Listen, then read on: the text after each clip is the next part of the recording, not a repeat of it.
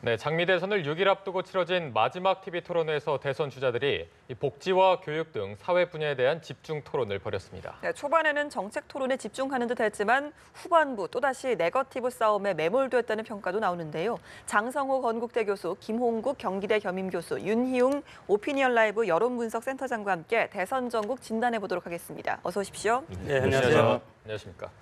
자, 일단 어제 대선 주자들이 마지막 TV 토론회를 벌였는데 또 마지막인 만큼 많은 국민분들도 관심을 가지고 지켜보셨을 것 같습니다. 일단 어제 토론 전체적으로 어떻게 보셨는지 총평을 먼저 말씀해 주실까요? 정치의 목적은 통합성과 방향성인데 방향성이라는 것은 미래의 비전 아니겠습니까? 예. 그것을 이끌어가는 분이 대통령이라는 직인데 그것을 놓고 하는 후보 토론 치고는 너무 연불보다 잿밥에 관심이 많은 것이 아닌가.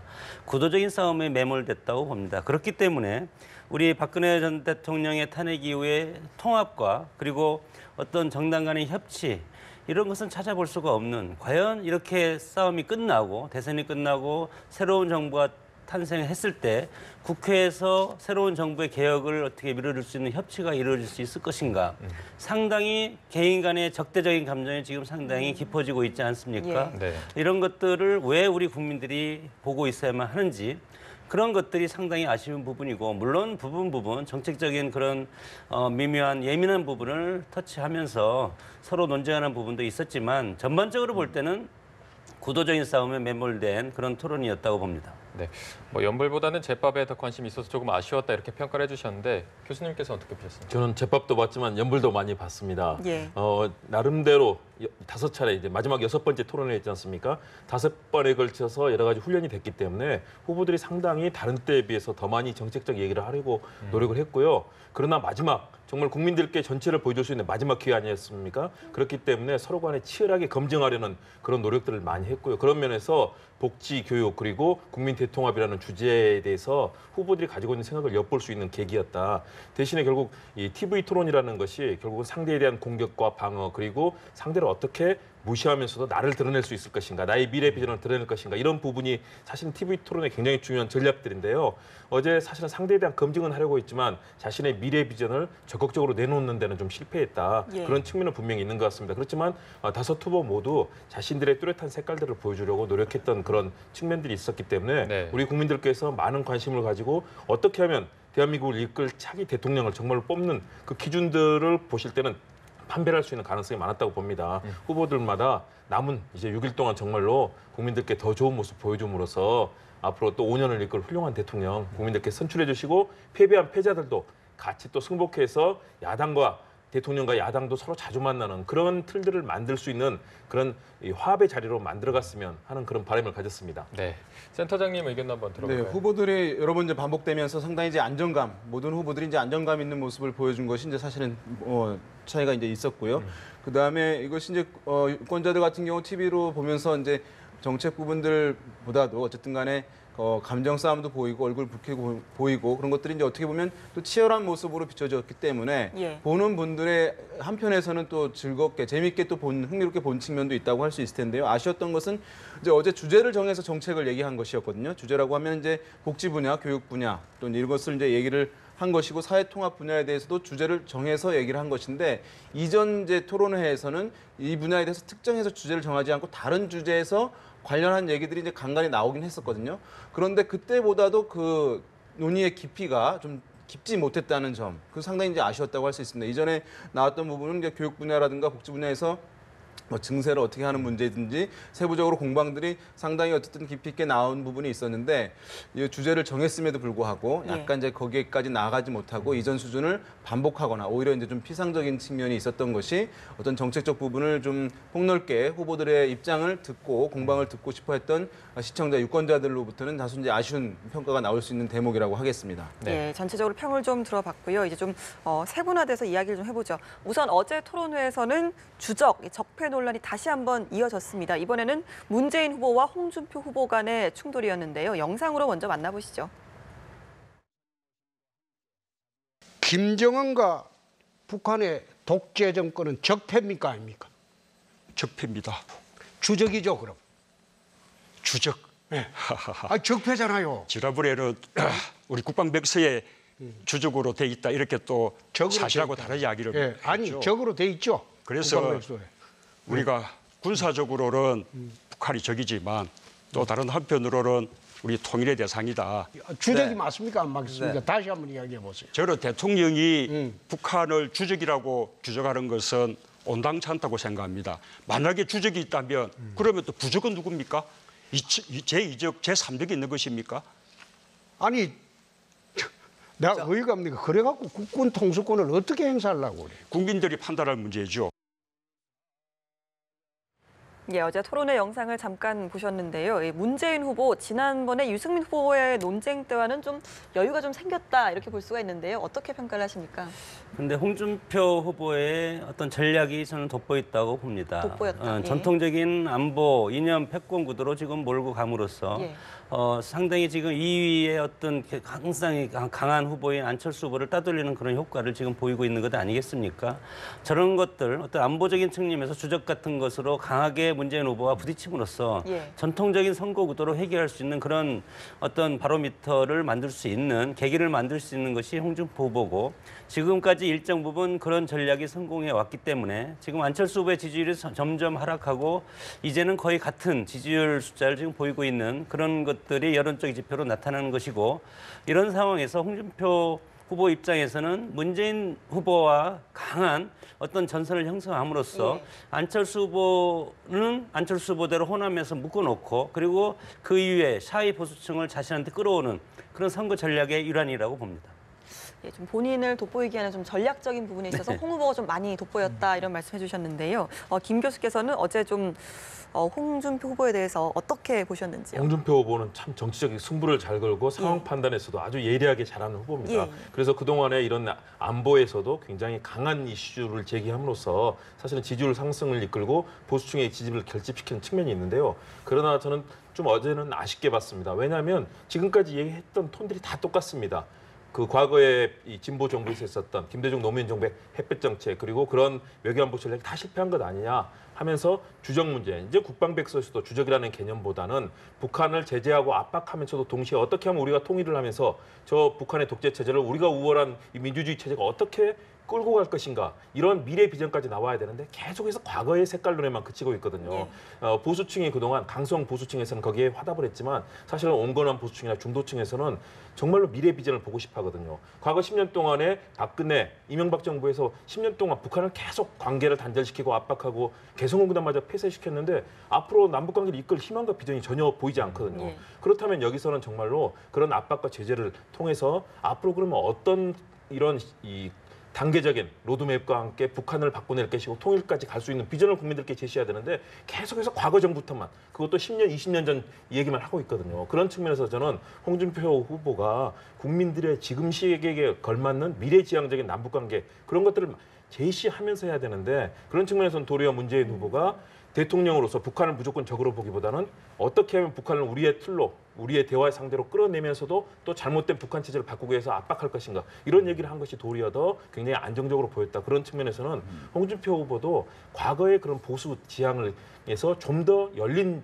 보수로서 좀 그런 부분을 가져야 되지 않을까. 저는 도리어 홍준표 후보가 저런 부분에서 너무 똑같은 방식으로 과거형의 패턴을 반복함으로써 중도에 있는 표심을 끌어오는 데는 샤이 보수층을 끌어오는 데는 사실상 성공하기 어렵지 않나. 저는 도리어 좀 회의적으로 봤습니다. 사실 그동안 홍준표 후보 같은 경우는 이제 토론회에서 좀 전통적으로 이 색깔론을 많이 내세우면서 이 지지율에서 이 톡톡이 좀 효과를 보지 않았습니까? 이번에도 어떤 그런 효과를 기대할 수 있을지 센터장님 어떻게 보셨습니까? 그러니까 일차적으로 말씀하셨듯이 지금까지 홍준표 후보가 사실은 이제 토론회에서 가장 잘했던 선거 차원에서의 예. 전략적 차원에서 가장 잘 이제 본인의 임무를 수행했다고 평가할 수 있거든요.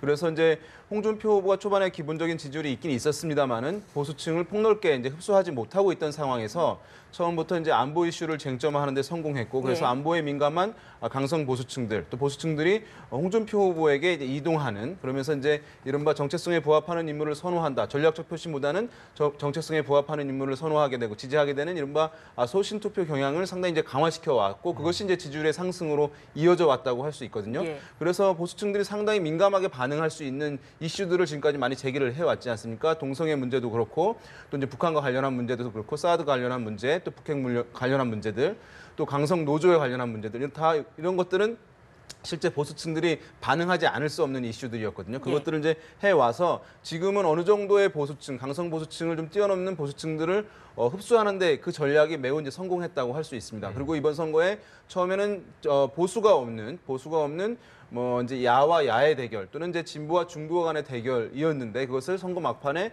진보와 보수 간의 좌우의 대결 구도를 만드는데도 홍준표 후보의 어쨌든 TV 토론에서의 역할이 상당히 주요했다고 할 수 있을 텐데요. 말씀하신 대로 지금은 이제 어쨌든 1위 후보와의 경쟁 구도를 만들기 위해서는 외연을 확장해야 할 타이밍이었고 마지막 토론회였다고 한다면 지금까지의 전략이 성공했고 강성 보수층 중심으로 흡수가 성공했다면 좀 외연 확장을 할 수 있는 약간 폭넓은 스펙트럼을 다소간 보여주는 것이 사실은 이후에 마지막 남은 기간에 추가적인 중도층이라든가 온건 보수층을 흡수하는데 효과가 있었을 텐데 그 부분 다소간 이제 아쉬운 측면이 있다고 할 수 있겠죠. 네, 홍 후보의 전략이 돋보였다 혹은 아쉬웠다 이렇게 평가를 해주셨는데 네. 저희가 다른 공방도 한번 살펴보겠습니다. 어제 홍준표 후보가 문재인 후보의 반값 등록금 공약이 이 선심성 공약이 아니냐 이렇게 공세를 피기도 했고 또 문 후보는 이 4대강 사업의 수질 악화 문제를 거론하면서 서로 공세를 폈는데 이 공방에 대해서는 어떻게 보셨습니까? 한국의 정치가 지금 산업화 세력 대 민주화 세력 두 양대 축으로 흘러가는 것 아닙니까? 네. 두 양대 축을 서로 상징적인 어떤 정책으로서 비난하는 그런 것을 통해서 지지층을 결집시키고 상대방을 고립시키는 그런 전략을 폈다고 봅니다. 민주화 세력이 가장 대표적인 것이 복지 아니겠습니까? 복지에 대해서는 비판한 쪽에서는 상당히 복지 포퓰리즘이고 이것이 지금 감당할 수 없는 그래서 증세 문제까지 지금 거론되고 있는 이 시점에서 과거 정권이 잘못했다. 이렇게 해서 산업화 보수층에서 이제 주장하고 싶은 것이죠. 그리고 산업화 세력에서 과거에 상징적으로 4대강 22조 정도 어떤 막대한 어떤 국가적인 비용을 들여서 지금 했는데 물론 홍수 방지라든가 이런 긍정적인 측면도 있지만 야권이라든가 민주화 세력에서 주장하고 있는 것은 이것이 어떻게든 환경을 파괴하고 그리고 수질을 오염시키는 이런 근본적인 환경 문제에 가장 실패된 산업화 세력의 업적이다. 이런 식으로 지금 양쪽 공격을 하고 있기 때문에 이것은 시간이 지나고 역사가 평가를 해야 된다고 봅니다. 물론 네. 지금도 평가할 수가 있겠지만 복지는 시대적인 대세고 그리고 복지만으로 우리가 살아갈 수 있는 것이 아니지 않습니까? 일자리라든가 성장 이런 것도 상당히 중요하기 때문에 이런 지역적인 문제를 가지고 서로 공격을 하는 것은 대선, 선거이기 때문에 그것이 가능하다고 봅니다. 네, 조금 전에 저희가 4대강 문제랑 반값 등록금 문제로 대담을 이어가고 있었는데 교수님께서는 이 공방에 대해서 어떻게 보셨습니까? 네, 아까 장 교수님이 잘 설명해 주셨죠. 후보들의 그런 프레임들이 잘 나타났고요. 특히 홍준표 후보 역시 이 부분에 있어서는 굉장히 선제적으로 그런 환경이라든가 또는 교육, 민생 문제 굉장히 중요한 진보와 보수가 엇갈리는 지점 아니겠습니까? 일단은 이 교육 등록금 문제에 관련해서는 저는 홍준표 후보가 의제를 잘 제기했다. 그리고 특히 과거 이제 노무현 정부까지 거치면서 등록금이 많이 올랐다. 113% 올랐다는 숫자까지 제시하면서 그 부분에 있어서 이것이 선심성 아니냐라고 비판했고요. 저는 거기서 문재인 후보가 좀 아쉬웠습니다. 거기에 대해서 왜냐하면 당시에 비서실장을 하면서 어쨌든 국정을 총괄적으로 대통령을 보좌하는 역할이었었기 때문에 너무 많이 올랐던 부분에 대해서는 좀 인정하고 유감을 표명하면서 그러나 지금 상황이 너무나 이 대학생들이라든가 국민들이 고통스럽기 때문에 이 부분을 좀 더 등록금에 대해서 인하하는 방안이라든가 여러 가지를 차이적으로 고민해야 된다. 이런 답변으로 좀 해서 홍 후보의 그런 지적도 받아들이면서 미래 비전을 좀 제시했으면 하는 좀 아쉬움이 있었습니다. 어제 네. 문 후보가 전반적으로 잘하면서도 또 상대의 제기에 대해서는 좀 답변을 이 몸살리기, 소위 말하는 부자 몸살리기 그런 패턴을 좀 보여줬던 부분이 있는 것 같고요. 4대강의 이슈에 있어서는 또 홍준표 후보가 또 이 부분은 좀 지나치게 나간 부분이 있다고 봅니다. 왜냐하면 문제 제기를 하면서 4대강이 다 잘 됐다. 특히 소양강 얘기만 계속했거든요. 그렇다면 도리어 정확한 그런 4대강의 효과에 대해서 얘기를 해주면 좋을 텐데 문재인 후보가 박근혜 정부에서 나왔던 이 통계라든가 또는 정부가 인정했던 그런 부분들을 들어서 환경단체들의 각종 제기까지 하면서 또 거기에 대해서 반격을 잘했거든요. 저는 이렇게 중요한 이슈들이 제기될 때 정확한 통계라든가 또는 국민들을 설득할 수 있는 기재를 들어서 얘기를 해주면 좋은데 등록금 문제는 홍 후보가 좀 더 잘했던 것 같고요. 환경 4대강 문제에 있어서는 문 후보가 또 잘 받아치면서 이런 이슈를 가지고 서로 간에 치열한 공방을 벌이면서 앞으로 국정을 어떻게 이끌 것인가 두 후보가 진면목을 잘 드러내준 그런 장면이 아니었나 생각을 했습니다. 네, 4대강 문제에서 문 후보 측이 잘 반격을 했다 이렇게 말씀해 주셨는데 오히려 홍 후보에게 역습을 당했다는 평가도 있거든요. 여기에 대해서는 어떤 의견이 있습니까? 그렇죠. 이 4대강 만약에 이제 문재인 후보가 이 4대강 얘기를 만약에 이제 꺼냈을 경우에 진짜 사실 꺼냈을 때 어떤 그것에 대한 반론을 사실은 미리 준비하고 했다면 재반박을 사실 준비해 갔을 그런 것이 필요했다고 보거든요. 예. 이제 그 녹조의 원인에 대해서는 사실은 이제 과학적으로 많은 이제 논란들이 있는 상황이거든요. 이제 뭐 질소와 이는 어제 많아졌고 그것이 이제 플랑크톤이 많아서 녹조가 많아지고 있는 현상에 대해서 얘기를 한 것인데 그것에 대한 이제 반론으로 홍준표 후보가 소양강 때문에 사실은 상당히 많이 이제 갇혀 있는 상황에서도 불구하고 녹조가 생기지 않는 부분이었는데 사실 그것도 자세히 보면은 소양강 댐에도 녹조가 생기는 경우들이 있고 예, 또 그것에 대한 이제 반박에 대한 근거들이 이제 많이 있음에도 불구하고 문제를 제기했으나 그 반론에 대해서 재반박을 하지 못함으로써 사실은 실제적으로 약간 이제 효과를 충분히 거두지 못한 공세에도 불구하고 못한 부분이긴 한데요. 그런데 어쨌든 이 4대강 같은 경우에는 이제 아무리 이제 그런 과학적인 부분에 대해서 논란이 있다 하더라도 국민적 인식 같은 경우는 이 4대강에 대한 부정적 인식, 그것에 대한 폐해 부분이 너무 크게 확산이 되어 있는 상황이기 때문에 이것이 이제 주요하게 어떤 영향을 어떤 토론에 미쳤다고 유권자 의식에 영향을 줬다고 보기는 어려울 것 같습니다. 네. 예, 어제 여러 가지 공방이 있었습니다만 특히 또 어제 바른정당 의원 탈당 사태에 대해서 홍준표 후보와 또 유승민 후보 간의 날카로운 신경전도 있었거든요. 먼저 영상으로 보시고 이야기 나누도록 하겠습니다. 흉악범은 사형 집행을 해야 된다면서요. 그렇습니다. 성폭력범은요. 나는 그 성폭력법 문제가 아니고 그것도 내가 무슨 말을 하려고 하는지 내가 알겠는데 무슨 말을 하려고 그러는데. 그런데 그런 식으로 비열하게 하면 안 되고 아니 비열한 거는 내가 후보님 지금 먼저 시작했죠. 어제 바른정당 의원들을 이제 만나보니까 내가 처음 와서 좀 만나보자고 내가 갔어요. 가니까 왜 나오려고 하냐 그래 물으니까 후보가 덕이 없어서 도저히 대선을 못 치르겠다. 그래서 나오려고 한다고 합니다. 한번 물어보세요. 가서. 제가 그런 식으로 예. 비열하게 질문하니까 예. 그런 이야기가 나오죠. 공 후보님은 제가 1차 토론에 이야기했지만 예, 성완종 1억 사건으로 예, 뇌물 재판을 받고 계시는 중이고 대부분 재판이 나면 대통령 그만두셔야 될 사람이고 그다음에 예? 그거는 그 성범죄의 강간 미수를 스스로 예, 그래 하신 분인데 처음부터 지금 한 달간 하는 이야기 아닙니까? 그러니까 그 같은 당에 있던 의원들이 유 후보 덕이 없다고 14명이나 뛰쳐나오지 않습니까? 그거 가서 거단속이나 잘하세요. 기본적으로 대구 가보세요. 대구 가보면 예? 유 후보는 배신자로 되어 있어가지고 앞으로 정치하기 어려워요. 예, 보신 것처럼 뭐 홍 후보는 성범죄 미수, 또 유 후보는 또 덕이 없다. 배신자까지 여러 가지 이야기가 오고 갔는데요. 이 공방에 대해서는 어떻게 보셨습니까? 뭐 개인적인 감정일 수도 있고 예. 어떤 당의 가치일 수도 있고 그러나 저런 것은 어떻게 보면 막장이죠. 막장이고 정치하는 사람들이 극하게 싸우면서 영원히 보지 않을 것 같으면서 나중에 또 선거가 한 타임 두 타임 지나면 또 같은 식구가 돼서 또 같은 식구라고 해서 같은 정당 속에서 서로 힘을 합치는 모습 보고 있지 않습니까? 예. 네.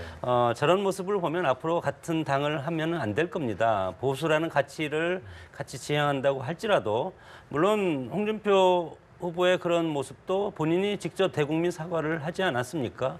이제는 유권자의 몫이라고 봅니다. 정당의 당원들이 선택한 후보고 양쪽 다 마찬가지 아니겠습니까? 그렇기 때문에 저 아까운 시간에 계속 토론회마다 뭐 성범죄 미수자 또 뭐 덕이 없다 또 더 큰 말도 있지 않습니까? 이런 것들은 이제는 유권자의 판단에 맡겨주는 것이 좋다 그렇게 보고 오히려 국민들 보수 지형을 어떻게 세울 것인가 그런 가치 논쟁을 했으면 훨씬 더 국민들이 보기에 좋지 않았을까 그렇게 저는 판단이 됩니다. 네. 자, 그렇다면 교수님께서는 이 공방에 대해서 어떻게 보셨습니까? 이번 6차 토론 6번에 걸친 중에서 말씀하신 것처럼 가장 막장 상황이었다. 가장 좋지 않은 상황이었고 국민들 마음에 상처를 준 상황이었다고 저는 생각합니다. 왜냐하면 홍준표 후보의 얘기, 상대 후보에 대해서 덕이 없다, 뭐 비열하다 이런 표현이 나왔고요.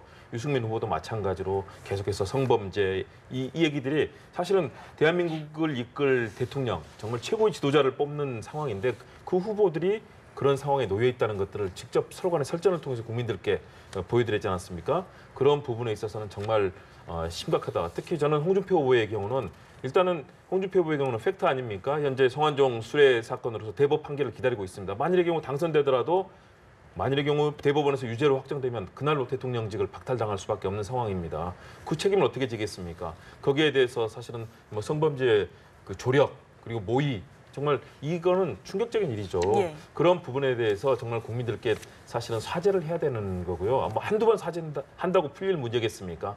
그리고 박 전 대통령에 대해서 지금은 박 전 대통령 편을 들고 있지만 과거에 춘향인 줄 알았던 향단이다. 탄핵당에 싸다라고 본인이 직접 그런 얘기를 했지 않습니까? 그런 바뀐 지형에 대해서도 사실은 바람직하지 않은데 유승민 후보의 경우는 현재 그런 과거에 대해서 성찰하고 반성하고 새로운 보수를 세우겠다고 하고 있지 않습니까?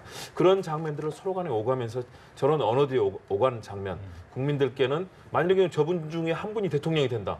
우리 국민들의 인식 속에서 비열하거나 또는 성범죄의 인식, 이런 인식이 되는 분을 최고 지도자로 뽑을 수 있겠습니까? 과거 우리가 박 전 대통령의 원칙과 신뢰, 사실은 거기다 속아서 찍었다가 지금은 대통령 탄핵하고 이제 구치소에 구속까지 시키는 상황이 됐지 않습니까? 우리 국민들의 실망과 분노가 지난 겨울에 1,600만 명의 연인원의 탄핵 기각을 요구하는 분들까지 하면 아마 2천만 명이 될 수도 있습니다. 그 국민들이 그 추운 겨울에 그런 정말 추위에 떨면서 예쳤던 그 분노와 그 좌절, 우리 국민들께 정말 죄송한 마음을 가져야 됩니다. 그 아까운 TV 토론 시간에 저런 얘기가 오갔다는 거, 저는 한국 정치사, TV 토론사에서는 저 부분은 상당히 좀 수치스러운 장면이었다.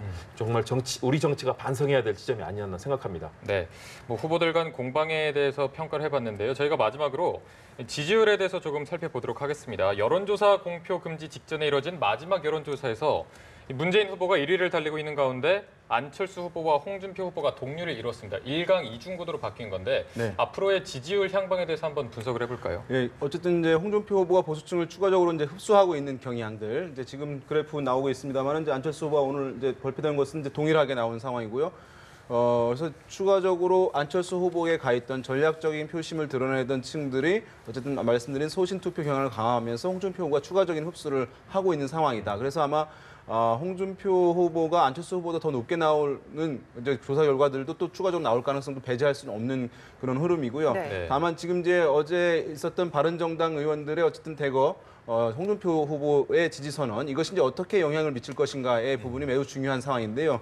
이것이 일단 홍준표 후보의 어떤 보수층에게 분열됐던 보수가 규합된다라고 하는 시그널을 주기 때문에 보수층을 뭐 PK 등에서 지금 이제 약간 약세이긴 한 상황인데 홍준표 후보가 추가적인 흡수하는데 긍정적인 효과를 발휘할 것으로는 보이긴 합니다. 그러나 이제 그것이 꼭 그 효과만 남는 것은 아니근데요. 뭐냐면 보수 세력이 결집한다라고 하는 시그널은 반대로 범야권층에게 위기감을 불러오면서 문재인 후보로의 어떤 결집 현상을 또 강화하는 반작용을 낳을 가능성을 배제할 수가 없고, 그래서 문재인 후보에게도 그것이 이제 결코 나쁘지 않은 효과로 작용할 수 있겠고요.